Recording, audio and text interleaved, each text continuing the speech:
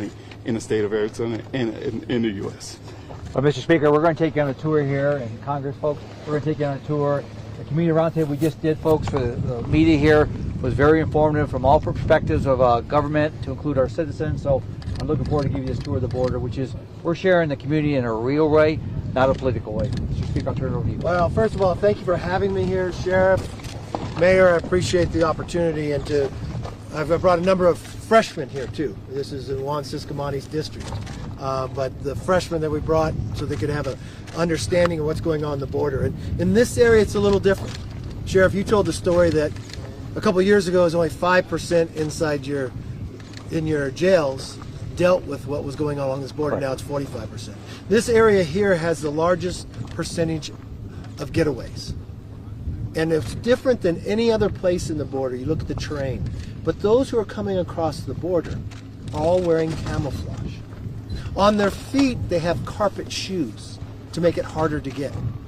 And the sad part of what's happening here is the country of Mexico does not know who's leaving their country. America, we do not know who's coming into our country. But there is one entity who knows who is leaving Mexico and who's coming into America.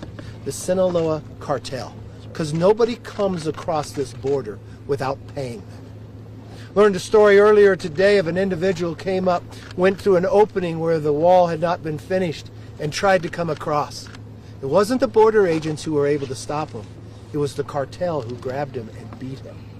And this is the problem what's happening. So we're here to gather information. Since I become Speaker, what I'd like to have is make sure the sheriff came to Washington, gave a powerful testimony. But what I'd like to see is that people don't have to come to Washington, that the members of Congress come here to have the hearings, to learn the stories that the mayor told that's happening with a 16-year-old doing 105 miles an hour, hitting a lady, T-boning her and killing her when she was retiring and on her birthday. 16 years old, came from Phoenix because the cartels are hiring. I just listened to the sheriff, says the #1 employer in this community is now the cartel. Hiring American individuals, and that's what he's trying to stop. So I thank you for being a part of it today. I know we're going to do a press conference a little later, but we're going to take a tour with the mayor and the sheriff now.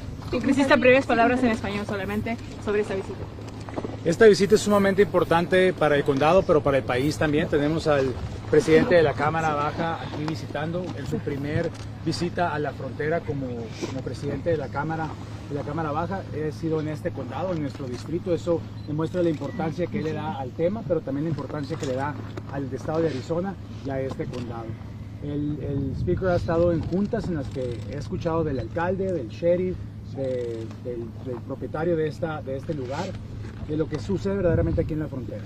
Y también queriendo escuchar las soluciones que necesitamos trabajar en el Congreso y poniendo presión a la Cámara Ejecutiva, al presidente y al secretario mayor que hagan su trabajo. Y eso es lo que estamos haciendo aquí nosotros. Vamos a tomar un pequeño tour de la frontera aquí específicamente en la pared y vamos a regresar para una rueda de prensa en un momento. Muchas gracias. Speaker Kevin McCarthy. Speaker McCarthy. I'll be back if you press. We won't be long. We won't be long.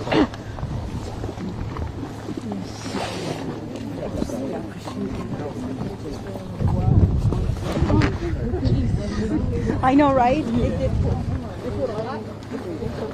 Don't touch me. That's the one. Mayor.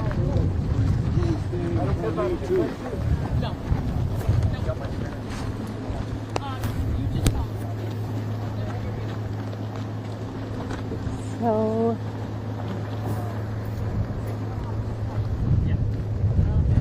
hey.